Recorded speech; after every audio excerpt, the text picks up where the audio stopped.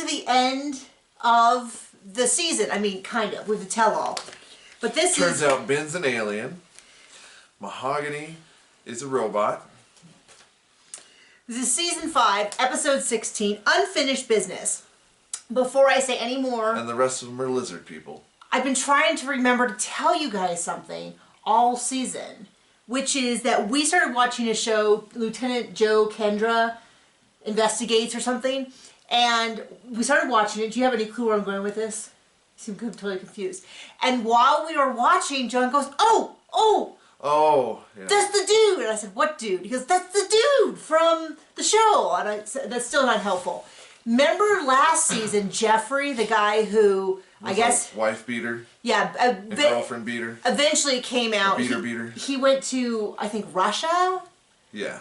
Somewhere like that, and met a girl, and then he kind of had this scary... He wanted to bring her back to Nashville or something, but he had been kind of an actor. So he had acted in that show. So the show, Joe Kendra... Not well, but yeah.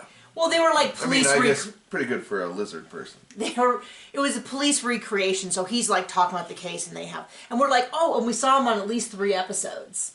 And like small role, like the kind of thing the officer comes up and goes, we found something in the woods. Like that kind of role. Anyway, so, and we had never seen his show before, and you're like, I thought he went to jail, and so we Googled it, and yeah, I guess he just was sentenced recently. Speaking of sentencing, though, Ben recently was arrested for a DUI. Oh. But it wasn't a recent DUI, it was an old DUI from before the show that I guess he hadn't, like, whatever it is you need to do to finish the process, he hadn't done, so he had a warrant out. And stuff. I don't know. I don't know either. I never had one. I don't know. Neither do I. So anyway, you know, I thought they did a background check. I thought an undealt with DUI might be something they care about. It's not that big a deal. Okay. I don't know. Could kill someone. Anyway. Okay. Back to the episode. This is season 5, episode 16, Unfinished Business. This is so we are only talking about this video, the 1-hour wrap-up episode, because we saw the preview for the 2nd hour, which is technically, according to online, episode 17, Tell All Part 1. And we decided to do a separate video for each, because just from the previews, there's such a huge tone change between this episode and the tell-all that I was like, if we try to do the tell-all, like, there's too big of a switch, we'll never do this. So we haven't even watched it. I know. Look at how upset John was. I don't want to. John was like, no, let me finish the episode. You people don't pay me enough. So anyway, reference, we're just going to talk about the wrapping up of this last episode, give our final impression on all the couples. Then we'll go watch... whatever the hell we want. We'll watch the tell-all, and then we'll talk about that. It looks pretty messy. This is really getting in the way of my Elden Ring gaming. I know. John's very upset. I went downstairs, and I was like, what are you... We said we were going to do the video, and he's like, oh. I'm right in the middle of killing one of the elder gods, or something like that. I don't know what you were saying. Anyway, so we're going to wrap it up. It's like you don't even know me. I guess I wasn't paying enough attention because I kept waiting for Johnny and Ella to come back, but I guess they had already wrapped it up. I thought they kind of left it at, like, maybe he would come and maybe she would stop cheating, but it seems like the answer to both of those were no. It's not going to happen. The tell-all looks crazy. I know you've probably already seen it, but it does look like the host kind of gets in a little bit, and it does, but it's also like nothing's off limits. Yeah, right. Anything they don't want to talk about. Well, yeah, like who was paid what, or anything we want to see. I guarantee is not going to be in that. And this does seem like for people who look really bad on TV, they're sure eager to rip into each other. I was like, I kind of feel like you should be like hush, like Mike hush. Speaking of looking really bad, let's start with Columbia, where Mike deserves to get shot. Railroaded. And just taking advantage of. I thought you were going to say rail, and I was like, well, excuse me?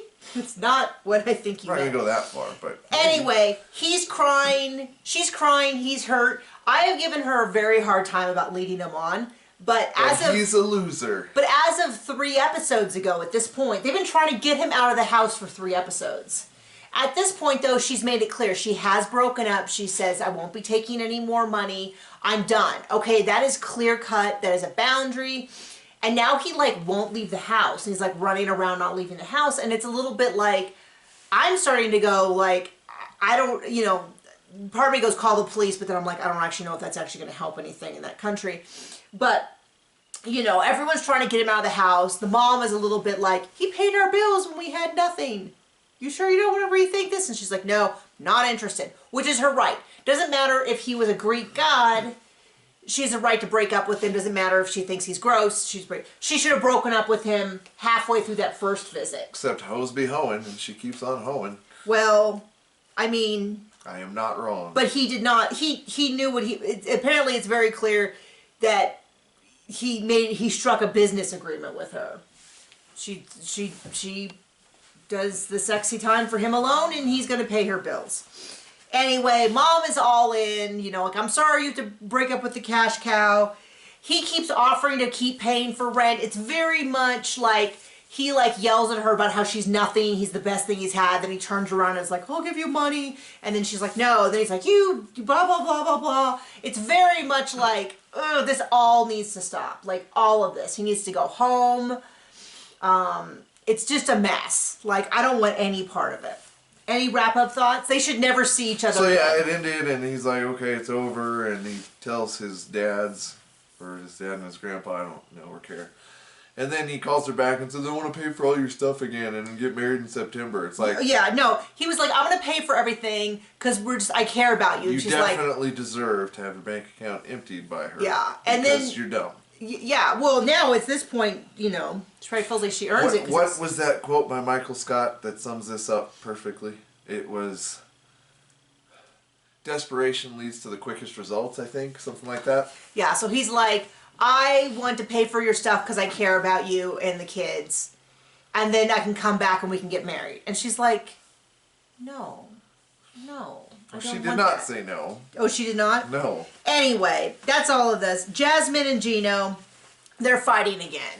Whoop-de-doo. What a surprise. And she's like, I can't believe I ruined our last night together by fighting. And it's like, yeah, you know what? And it was, like, I'm with her with the whole, like, he shared her nudes.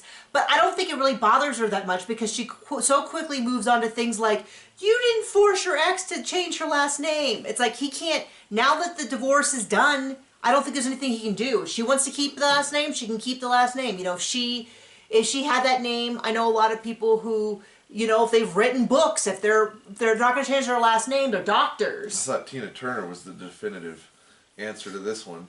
What? Oh, because she... Tough shit. It just doesn't work that way. Anyway, she can't... I have nothing against women who get a divorce and change their name. Fully their right. Nothing against women who divorce and keep the name. You know, if they get a divorce and he wants to pay her extra to change her name, get that cash if it works for you. But, like, you know, oh, and you went to Legoland 7 years ago. Like, you know, it's kind of those things, like, you can't bring that same... They can't bring the same energy. I mean, his to reply everybody. should be, well, you went to Crazy Town, you still haven't came back. Every day. Every day is a round trip to Crazy Town, or one-way trip to Crazy Town. Every time I think we're as far in, you find a new area. Anyway, I don't know. It seems like there's a real tone change between there and the tell-all, so I guess I'm in for some big surprises.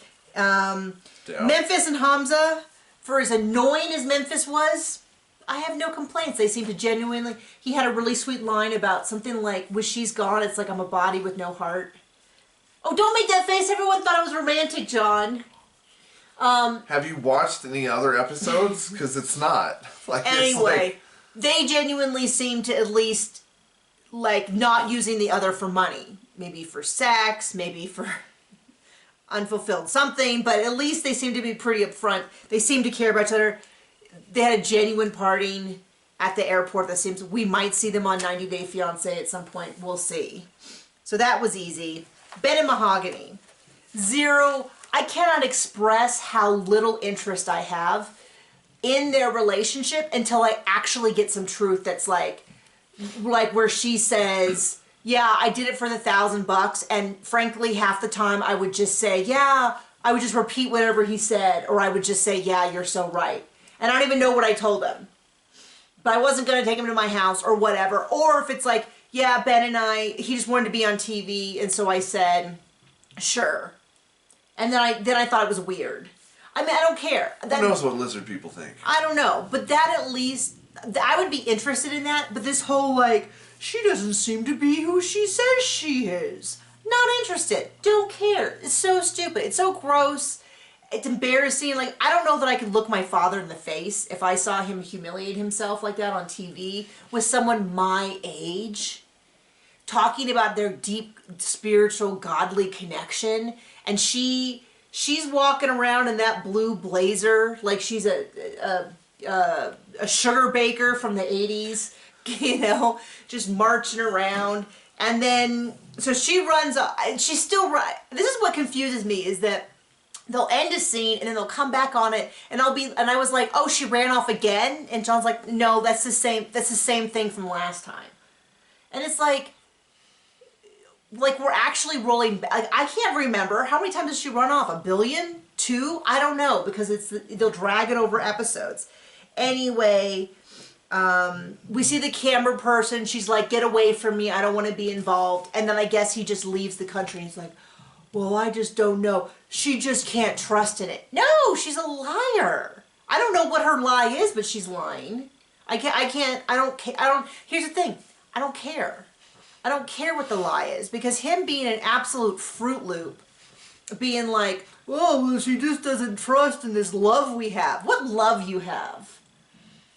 She barely, and then, you know, she'll go back to speaking in Spanish, and then she'll speak in English. I have no interest in them at all. I cannot express how little I care about that storyline. If this was concocted by the 90 Day Fiance, they should all be fired. Producers, they should all be fired.